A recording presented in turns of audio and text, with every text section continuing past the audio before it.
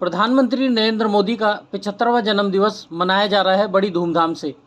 देश भर में आज प्रधानमंत्री नरेंद्र मोदी का जन्मदिन बड़ी धूमधाम से मनाया जा रहा है, जिसको लेकर देश भर के सभी शक्तिपीठों पर मोदी जी की दीर्घायु व आरोग्य जीवन के लिए पूजा अर्चना व अनुष्ठान का आयोजन किया जा रहा है। तो वहीं राजधानी दिल्ली के बद्री भगत झंडेवालान मंदिर के सहयोग से अखिल भारतीय संत समिति धर्म समाज के तत्वाधान में 108 कर्मकांडी ब्राह्मण आचार्यों द्वारा श्री सत चंडी पाठ, भगवान आशुतोष महादेव का रुद्राभिषेक व सहस्त्र कमल पुष्पों के द्वारा विशेष अर्चन मंदिर के प्रांगण में किया गया। धर्म समाज के राष्ट्रीय सचिव संजय गौतम का कहना है, हमारा देश भारत हमारे देश के युग पुरुष मोदी जी के अच्छे स्वास्थ्य व दीर्घायु के लिए मंदिरों शक्तिपीठों में आज पूजा अर्चना कर रहे हैं। तो आज उनकी कुशल क्षेम, उनके उत्तम स्वास्थ्य, उनकी दीर्घायु और उनके अनंत काल तक नेतृत्व के लिए पूरे देश में यह आयोजन किया गया है संत समिति की ओर से। तो झंडेवालान माई की कृपा से यहाँ भी सचंडी पाठ होगा और रुद्राष्टाध्यायी से सड़क रुद्री से भगवान का अभिषेक होगा और 1100 कमल पुष्पों से भगवान आशुतोष महादेव का अर्चन होगा। हमारे यहाँ जो विशिष्ट अर्चन है उसमें सहस्त्रार्चन का सबसे ज्यादा महत्व है। तो उसके लिए पूरे देश में जहाँ जहाँ हमारे शक्तिपीठ है वहाँ ये एक संकल्प पत्र काशी विद्वत परिषद, अखिल भारतीय संत समिति की ओर से ये संकल्प पत्र भी वहाँ से प्रेषित किया गया है। स्मृति पुराणोक्त पुण्य फल प्राप्ति कामना अर्थम। ओम गंगणपतये नमः। ओम अम्बे अम्बिके अम्बालिके नमः। मैं ये कहना चाहता हूँ कि हमारा देश इतना संवेदनशील है और इतना सेंसिटिव है, और देश का जो जन है वो देश के प्रति कितना सजग है। आप उस बात का अंदाजा लगाइए कि भारत के 51 शक्तिपीठों में हमारे प्रिय प्रधानमंत्री जो युग पुरुष हैं, उनके जन्मदिन के उपलक्ष्य में सब लोग अपने मन से उनके स्वास्थ्य, उनकी दीर्घायु और उनका तेज बढ़ जाए उसके लिए प्रार्थना कर रहे हैं। ये हमारी सनातन संस्कृति का एक चिन्ह है कि हम अपने युग पुरुष, अपने राष्ट्र पुरुष और जो हमारा नेतृत्व करने वाला व्यक्ति है, हम उसके लिए भी उसकी इतनी चिंता करते हैं। जिस तरह देखा जाए आज देखिए 75 वर्ष की उम्र में लगभग 26 साल से पब्लिक लाइफ में होने के बाद भी नरेंद्र मोदी जी एकमात्र ऐसे व्यक्ति हैं जिनके चरित्र के ऊपर किसी तरीके का कोई दाग नहीं है। उनके दुश्मन भी इस बात के लिए उनकी सराहना करते हैं कि उन्होंने कोई छुट्टी नहीं ली, उनके परिवार के किसी सदस्य को आगे नहीं बढ़ाया, अपने परिवार के किसी सदस्य को अपने प्रधानमंत्री मुख्यमंत्री कार्यालय में नहीं रखा, निवास स्थान में नहीं रखा और अपना खर्चा भी स्वयं अपनी पॉकेट से देते हैं। तो ऐसे युग पुरुष कितने होते हैं इस देश में? आप सोच के बताइए, आजादी के बाद 75 वर्ष में ऐसा कौन हुआ है? तो ये हम सब लोगों का भी चिंता है, हम सब लोगों की भी ये जिम्मेदारी है कि ऐसे व्यक्तित्व के लिए हम भी कुछ करें।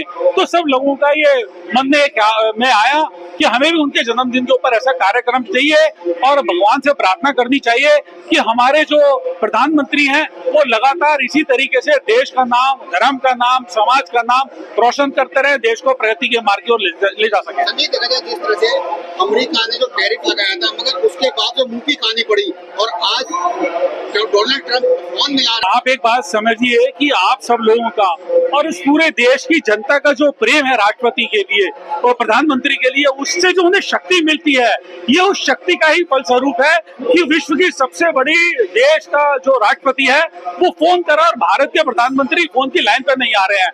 इतना अटूट विश्वास प्रधानमंत्री को क्यों? इसलिए है क्योंकि उन्हें पता है मेरे पीछे 140 करोड़ लोग खड़े हैं। तो ये हमारे देश की शक्ति है, राष्ट्र की शक्ति है और हमारे प्रधानमंत्री हमारा नेतृत्व कर रहे हैं, ये हम सबकी शक्ति है। झंडेवालान मंदिर के ट्रस्टी रविंद्र गोयल का कहना है कि आज पूरे देश में माननीय प्रधानमंत्री नरेंद्र मोदी जी का 75वां जन्म दिवस मनाया जा रहा है। वहीं मां झंडेवाली की कृपा से मंदिर के प्रांगण में 108 पुरोहितों द्वारा सतचंडी का पाठ का आयोजन किया गया है और प्रधानमंत्री की दीर्घायु के लिए, स्वास्थ्य के लिए मंगल कामना की जा रही है। और जिस तरह से आज हमारा देश विश्व गुरु की राह पर चल रहा है और एक ऐसे महापुरुष के मार्गदर्शन पर आज पूरा देश चल रहा है, और माता रानी से मैं यही कामना करूंगा कि देश के प्रधानमंत्री नरेंद्र मोदी को स्वस्थ रखे और अपना आशीर्वाद बनाए रखे। ब्यूरो रिपोर्ट, राष्ट्र सर्च न्यूज़ दिल्ली, देश की आवाज़। झंडेवाला मंदिर के लिए भी आज एक विशेष आयोजन यहाँ पर किया जा रहा है। यशस्वी प्रधानमंत्री भारत के नरेंद्र भाई मोदी जी के 75वें जन्मदिन का अखिल भारतीय संत समिति के सहयोग से यहाँ पर एक आयोजन हो रहा है। इसमें 108 ब्राह्मण जो है वो शत चंडी का पाठ कर रहे हैं। इसके बाद 1000 पुष्प कमल से अभिषेक होगा और पूरा उनके अच्छे स्वास्थ्य के लिए, लंबी आयु के लिए उनकी प्रार्थना यहाँ पर की जा रही है। मोदी जी आज एक साधारण पुरुष नहीं है, ये सारा विश्व अब उनको एक अच्छे नेता के रूप में स्वीकार कर रहा है। जब से मोदी जी आए हैं सारा देश एक नई ऊर्जा के साथ शक्तिशाली बन रहा है। समाज में सबको साथ लेकर चलने का उनका जो भाव है समावेशी, उसके कारण से पूरे समाज आज मोदी जी के नेतृत्व को स्वीकार कर रहा है और सभी चाहते हैं कि वो लंबे समय तक भारत का नेतृत्व कर सकें ताकि भारत जो है वो विश्व गुरु बने। मोदी जी के आने के बाद से सनातन का भी प्रभाव बहुत बढ़ा है।